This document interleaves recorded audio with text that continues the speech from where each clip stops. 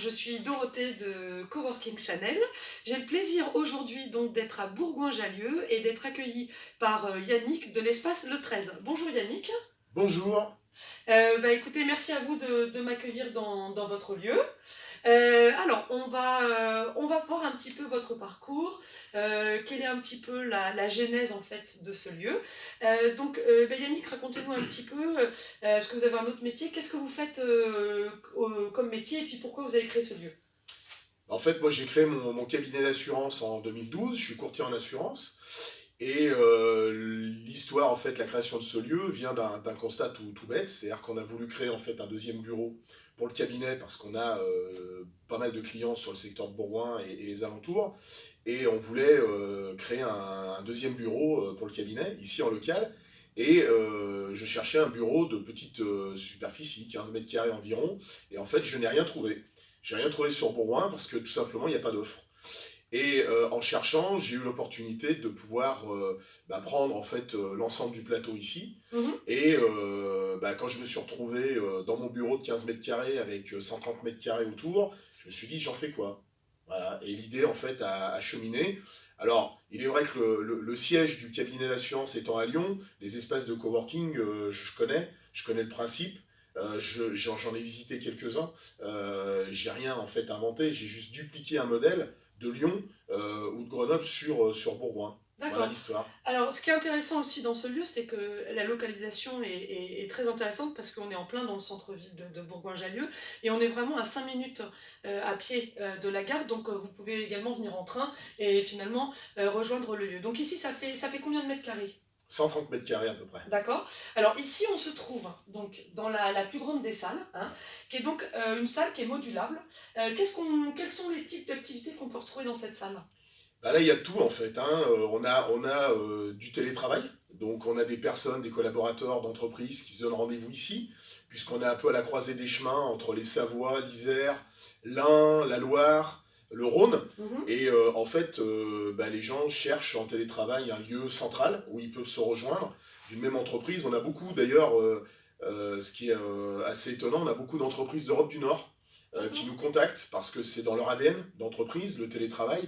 Et voilà, les collaborateurs se rejoignent ici, à 2, à 3, à 4, Mhm. plus. Voilà, et ils télétravaillent une journée, une demi-journée. Voilà, donc on a ça. Ensuite, on a dans cette salle, il se passe aussi des journées de formation. Mhm. Donc on a des organismes de formation qui louent la salle à la journée, à la demi-journée, en fonction de leurs besoins. Et on a des formations dans différents sujets. Voilà. On a également du coworking. Mhm. Donc là, seul ou à plusieurs. Alors bon, seul dans cette grande pièce, c'est un peu idiot, mais on a d'autres espaces de coworking sur le lieu, mais on a des fois des demandes de coworking sur, je sais pas, 6 7 8 personnes. Mhm. Donc si la salle est disponible, on la met dans cette configuration-là, Mhm. et puis les gens peuvent travailler en coworking. Et puis il y a également aussi des ateliers. Mhm. Alors on a des groupes de coachs qui se réunissent, par exemple, le samedi, ils louent la salle à la journée, et ils font leur séance de coaching entre eux, ils sont en formation. D'accord. Voilà, on a aussi des ateliers, par exemple, par quelqu'un qui est orthophoniste. Je pense à elle parce qu'elle vient régulièrement le mercredi. Elle fait des ateliers de méditation pleine conscience pour les enfants hyperactifs. D'accord. On est dans cette configuration-là. Alors, on enlève simplement les tables, les chaises. Et puis, les enfants viennent avec leur petit matelas. On leur laisse en fait le gazon. Et puis, ils font des séances de méditation D'accord. voilà, pour travailler leur concentration, etc. Voilà. Du coup, ce qui est intéressant effectivement dans ce lieu, c'est que voilà, il y a plein d'activités qui peuvent se faire et que finalement chacun, en fonction de moduler les espaces, on peut organiser des ateliers, des séminaires et puis aussi travailler tranquillement avec son ordinateur. Alors il y a des projets qui vont arriver cette année. Donc deux projets. Donc le premier projet, c'est l'arrivée de la fibre, hein. Mmh. C'est très important. Donc explique-nous qu'est-ce que ça va changer et pourquoi c'est si important d'avoir dans la région la fibre qui arrive. En fait, c'est important parce que quand on sort de la vallée, très vite, le débit internet est très faible. Mm. On est quand même ici dans un milieu, j'allais dire semi-rural, parce que Bourgoin est une petite agglomération de à peu près 30 000 habitants. On a un territoire qui s'appelle la CAPI, hein, Comité d'agglomération Porte de l'Isère, qui représente à peu près 100 000 habitants. Donc ça c'est pour donner un petit peu la dimension en termes de population. Mmh, 100 000 habitants, c'est même pas un quartier de Paris, donc mmh, mmh, voilà, mais on est mmh, sur un territoire beaucoup plus étendu bien sûr. géographiquement.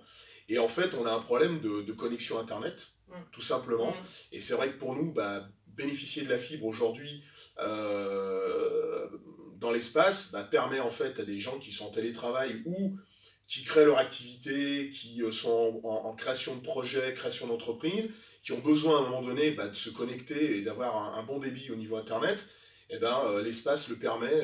Là, la fibre est sur le palier et on va être connecté dans les jours à venir. d'accord. Voilà. Donc Bon. ça, c'est un vrai plus C'est pour un nous. vrai plus, clairement. Mais on se rend pas compte, hein, Non. on le dit, il y a beaucoup de gens qui nous suivent et on est à Paris, en Ile-de-France, et c'est vrai qu'on a une chance, nous, hein, d'avoir une excellente connexion. Et c'est vrai que quand on se déplace comme je le fais, on se rend compte que voilà, c'est pas une évidence pour toutes les régions. Et aussi, ce qui est intéressant, Yannick, c'est que donc, vous êtes entrepreneur donc, depuis assez longtemps. Et donc, vous allez aussi, vous avez dans l'idée de créer un club d'entrepreneurs. Dites-nous un peu plus sur ce club. Bah là, c'est les rencontres aussi à l'espace Le 13. Un jour, on a un correspondant du réseau d'Inabai qui a tapé à la porte, qui est venu nous trouver en nous disant, bah voilà, moi je représente le réseau d'Inabai, qui est un réseau national Mmh. de chefs d'entreprise, et bah, il cherchait à développer ce réseau sur le secteur de Bourgoin, puisqu'on est idéalement placé entre Grenoble et Lyon. Mhm. Donc effectivement, il y a de la vie économique ici sur le bassin. Et voilà, et en discutant, j'ai trouvé l'idée intéressante de pouvoir aussi bah, installer en fait un réseau au sein de Espace Le 13, de permettre bien des speed meetings, comme ils Mhm. appellent ça, de dirigeants. Il y en a un qui est prévu bah, au mois de juin, ici dans les locaux, et puis on en organise dans d'autres lieux. Ici à Bourgoin, notamment bah, le prochain, ça sera dans le stade Pierre-Ajon, le stade de rugby, hein, qui est un site historique ici à Bourgoin et un club emblématique du rugby français. Donc l'idée pour nous, c'est de créer aussi un club de dirigeants pour permettre bah, aux dirigeants bah, de progresser dans leur Mhm. activité, parce qu'aujourd'hui, le réseau est un levier commercial important pour les affaires, et puis permettre aussi à de jeunes entrepreneurs, des jeunes créateurs d'entreprises, de pouvoir bah, tout de suite rentrer dans une dynamique de réseau, rencontrer d'autres dirigeants, casser en fait l'isolement, Mhm. et puis se mettre dans une dynamique de collaboration, de réseau, de partage. Voilà, c'est un petit peu aussi dans l'ADN de ce lieu. D'accord, très bien. Bon, bah, écoutez, en tout cas, si vous voulez plus d'informations, on vous donnera tout à l'heure tous les liens pour pouvoir retrouver toutes ces réunions dans le lieu, l'espace Le 13. Alors, on va retrouver donc notre rubrique habituelle. Donc, comme vous savez, on a énormément de porteurs de projets et d'entrepreneurs qui suivent la chaîne. Quel conseil vous pourriez, un petit conseil court, vous pourriez donner à tous les gens qui nous regardent? Bah, moi, de par mon expérience, moi j'ai créé mon cabinet. Hein. J'ai quitté un grand réseau salarié d'une grande compagnie d'assurance en 2012. J'ai créé mon cabinet, je suis parti d'une feuille blanche, hein, zéro client. Donc je suis vraiment un créateur d'entreprise en tant que tel. Et de mon expérience aujourd'hui, le premier conseil que je donnerais aux créateurs, bah, c'est d'être très vigilant sur ce qu'on appelle le seuil de rentabilité, c'est-à-dire maîtriser au maximum ses charges, ses coûts. Et pour moi, le coworking est une des réponses, Mm. puisqu'en fait, il n'y a pas d'engagement à travers un bail commercial classique, 369, ou même un bail précaire d'un an.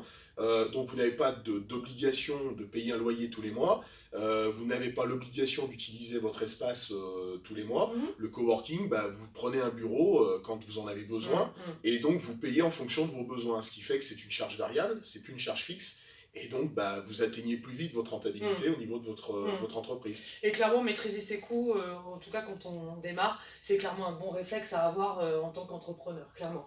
Bah, merci pour ce très bon conseil, Yannick. On va retrouver donc maintenant notre deuxième rubrique qui est donc comment vous définissez en fait votre lieu en 5 hashtags, en 5 mots-clés. Alors le premier c'est la fibre, puisque pour nous c'est important, en province en tout cas. Voilà, donc ça c'est un vrai plus. Le deuxième, bah, c'est le fait qu'on soit en centre-ville, hein. On est dans le centre historique de Bourgoin, on est dans la rue piétonne de Bourgoin, donc on peut pas être plus en hypercentre, je dirais, de Mhm. la ville, et on est très proche de la gare, donc les coworkers peuvent venir effectivement en train. Le troisième, bah, c'est la modularité de l'espace, c'est-à-dire qu'on essaye de répondre à tous les besoins, à toutes les demandes.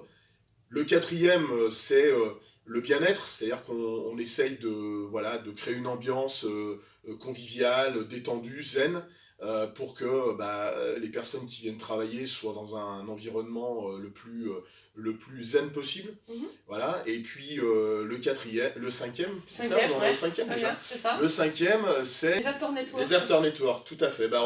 On est toujours dans l'idée de réseau, c'est-à-dire que on a, Animer le lieu. voilà, on a comprimé after work et networking.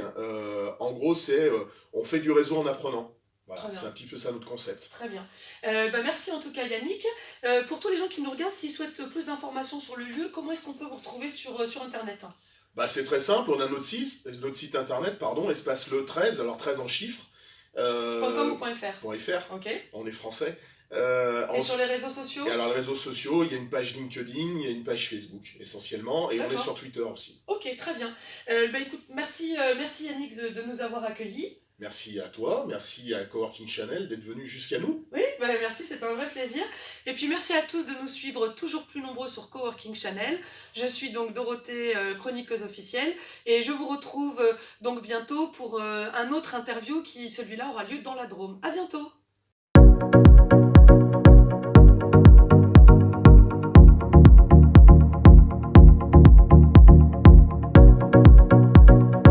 Et donc je vais terminer la visite par en fait cette brioche donc, que Yannick a eu vraiment l'amabilité donc d'acheter pour notre petit déjeuner ce matin.